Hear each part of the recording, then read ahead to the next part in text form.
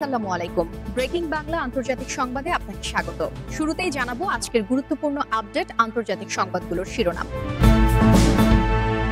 তত্ত্বাবধায়ক ব্যবস্থা পুনর্বহাল কার্যকর হবে চতুর্দশ সংসদ নির্বাচন থেকে। 14 বছর আগে আপিল বিভাগের দেয়া রায়টি ত্রুটিপূর্ণ ছিল। এটি সম্পূর্ণরূপে বাতিল করা হলো। আপিল বিভাগ তত্ত্বাবধায়ক সরকার ব্যবস্থা বাতিলের মাধ্যমে গণতন্ত্র ও নির্বাচন ব্যবস্থা ধ্বংস করে আওয়ামী লীগ।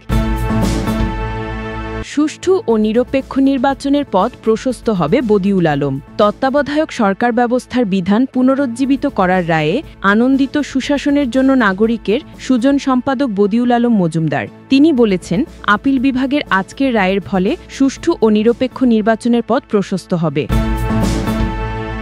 দেশ গণতন্ত্রের মহাসড়কে হাঁটবে। অ্যাটর্নি জেনারেল তত্ত্বাবধায়ক সরকার ব্যবস্থা পুনর্বহাল হওয়ায় দেশ গণতন্ত্রের মহাসড়কে হাঁটবে বলে মন্তব্য করেছেন অ্যাটর্নি জেনারেল মোহাম্মদ আসাদুজ্জামান। তিনি বলেন, তত্ত্বাবধায়ক সরকার ব্যবস্থা বিলোপ করে যে নির্বাচন হয়েছিল তাতে দেশের গণতন্ত্রে কবর রচিত হয়েছিল। নির্বাচনের আগে মব নিয়ন্ত্রণ বড় চ্যালেঞ্জ। 10 মাসে দেশে 3300 খুন, মবে 165 ও রাজনৈতিক সহিংসতায় ঝরেছে 90 প্রাণ, আক্রান্ত 531 পুলিশ সদস্য।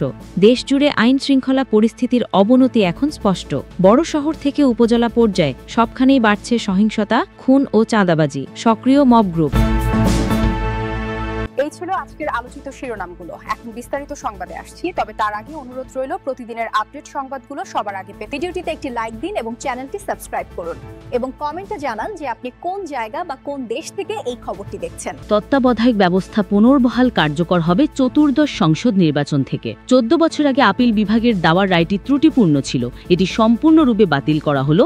আপিল বিভাগ তত্ত্বাবধায়ক সরকার ব্যবস্থার বাতিলের মাধ্যমে গণতন্ত্র ও নির্বাচন ব্যবস্থা ধ্বংস করে আওয়ামী লীগ।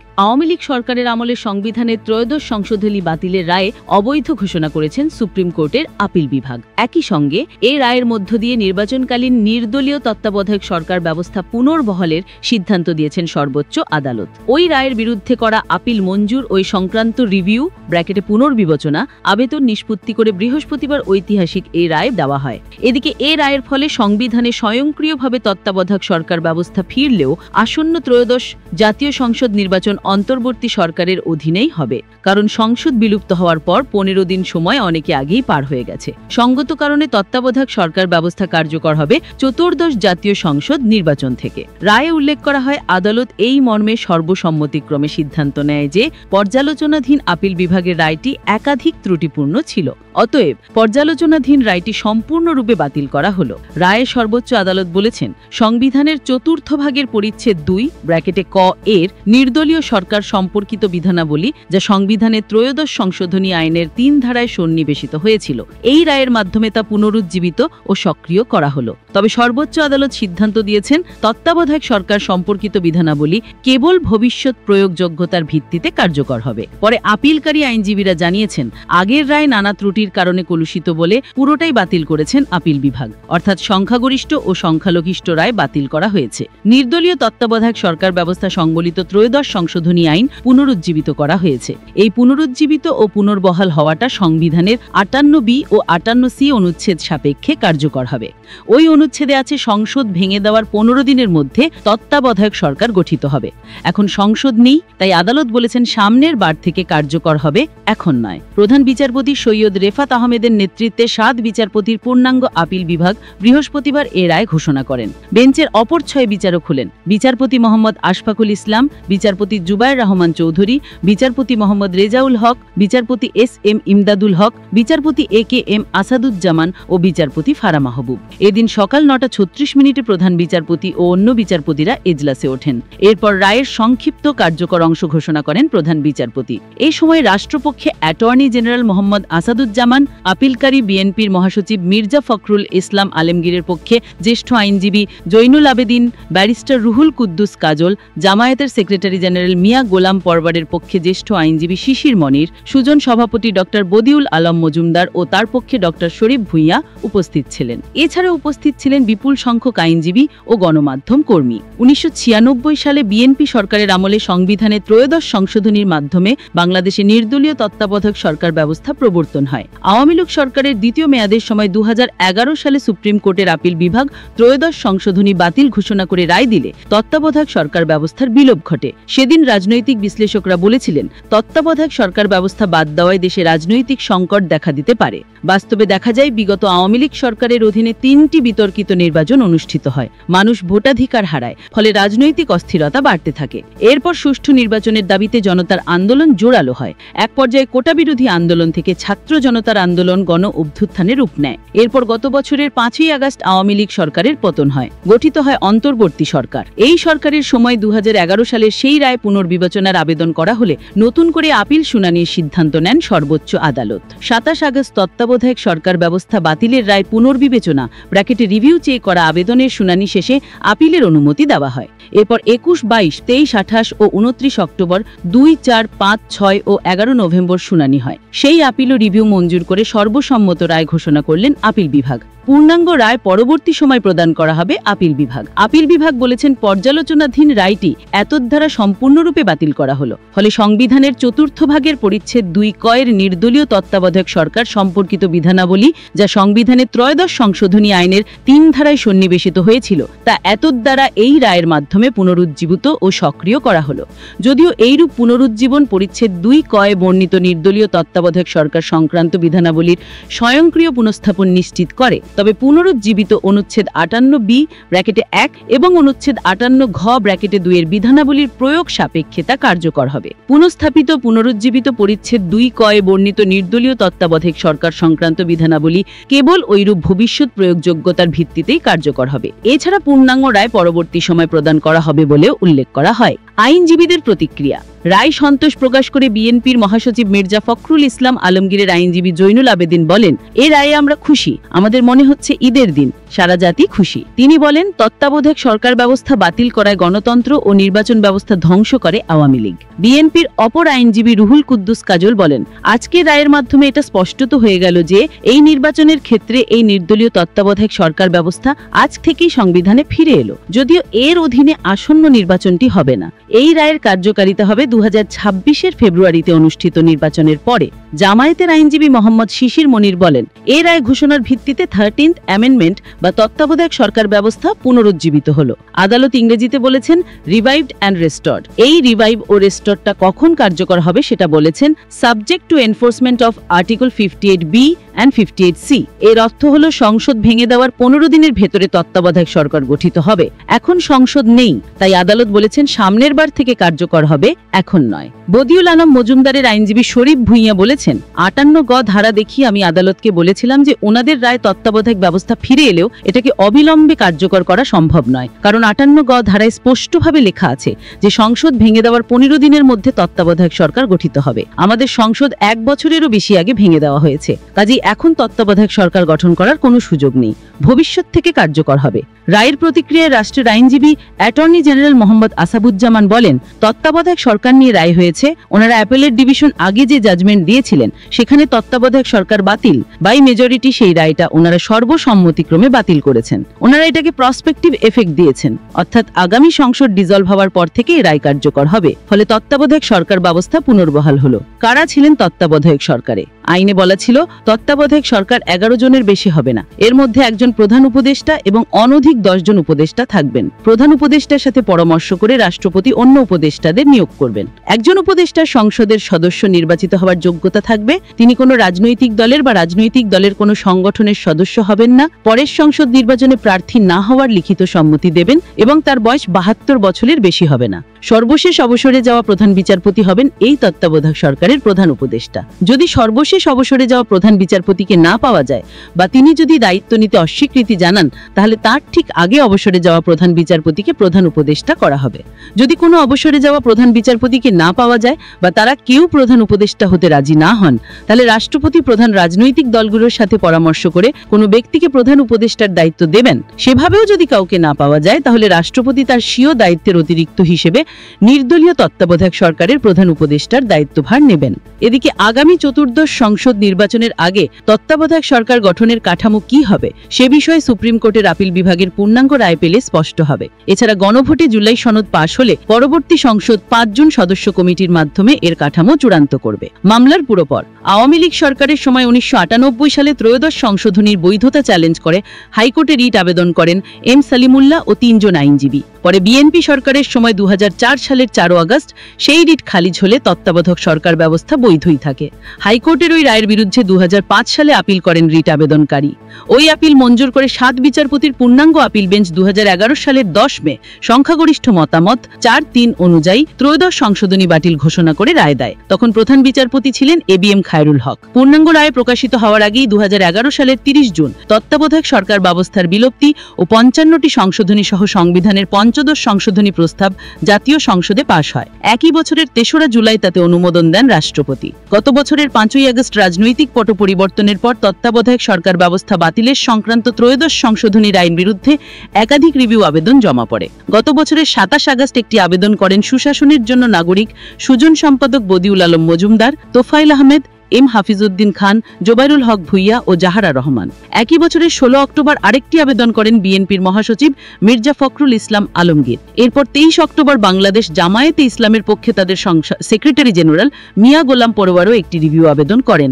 এছাড়া নওগাঁর বীর মুক্তিযোদ্ধা মোফাজ্জল হোসেনও আপিল বিভাগের রায় পুনর্বিবেচনা চেয়ে গত বছর একটি আবেদন করেন।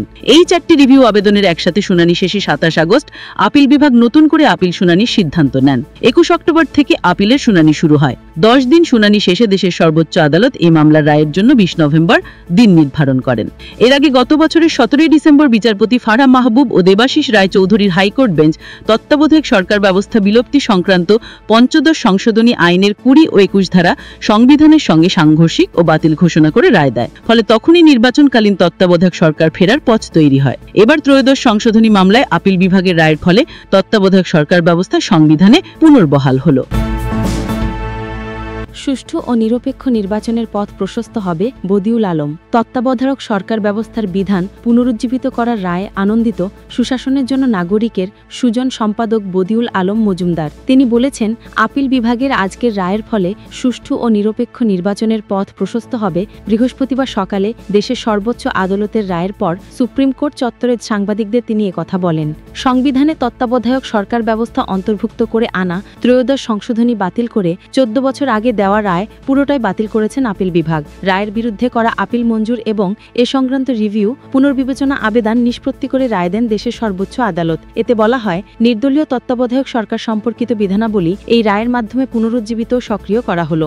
নির্দলীয় তত্ত্বাবধায়ক সরকার সংক্রান্ত বিধানাবলী ভবিষ্যতে প্রয়োগযোগ্যতার ভিত্তিতে কার্যকর হবে। ত্রয়োদশ সংশোধনী বাতিল করে দেওয়া রায়ের বিরুদ্ধে আপিলকারীদের অন্যতম হলেন বদিউল আলম মজুমদার। তিনি আরও বলেন, তৎকালীন প্রধান বিচারপতি এবিএম খায়রুল হক যে রায় দিয়েছিলেন তার মাধ্যমে দেশের নির্বাচনী ব্যবস্থাকে নির্বাসনে পাঠানো হয়েছিল, যার ফলে গত 3টি নির্বাচন বিতর্কিত হয়েছে। আজকের রায়ের মাধ্যমে সুষ্ঠু নিরপেক্ষ নির্বাচনের পথ প্রশস্ত হবে। তিনি বলেন, দীর্ঘ সংগ্রামের পর আদালত রিভিউ পিটিশনটা গ্রহণ করেছেন এবং তত্ত্বাবধায়ক সরকার ব্যবস্থা ফিরিয়ে এনেছেন। ত্রয়োদশ সংশোধনী বাতিলের পর থেকে এ বিষয়ে লেখালেখি অব্যাহত রেখেছিলেন বলে উল্লেখ করে বদিউল আলম মজুমদার বলেন, এটা একটা অসাংবিধানিক রায় ছিল।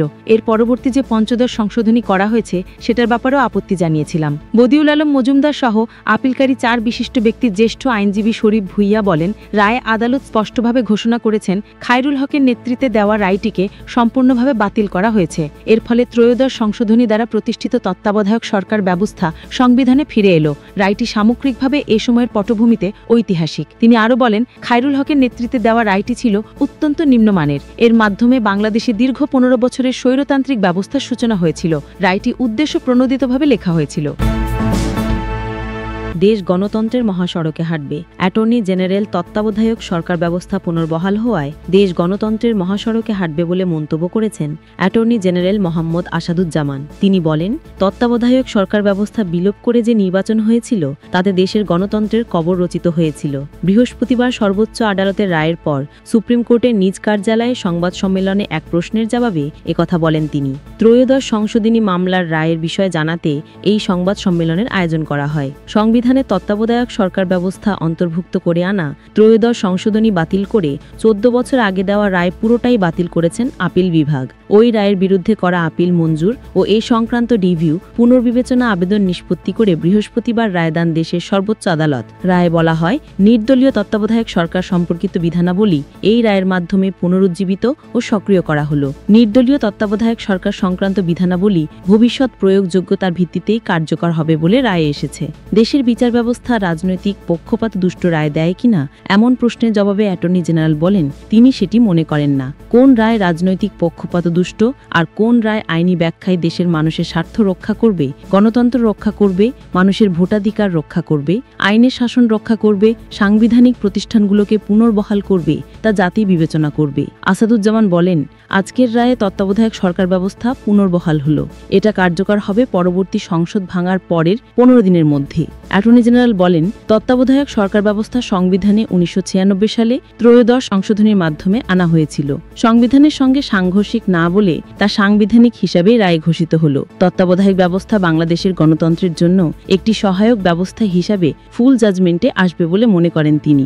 জুলাই সনদে তত্ত্বাবধায়ক সরকার ব্যবস্থার যে রূপরেখা আছে তার পরিবর্তন সম্ভব হবে কিনা জানতে চাইলে অ্যাটর্নি জেনারেল বলেন, পার্লামেন্টের কিছু ডিসকাশন থাকবে। 20 বছর পরে জনগণ যদি মনে করে এই ব্যবস্থা পচে গুলে গেছে, এর থেকেও ভালো কোনো ব্যবস্থা গণতন্ত্র সংরক্ষণের জন্য প্রয়োজন, তাহলে অবশ্যই পার্লামেন্টের ডিসকাশন থাকবে।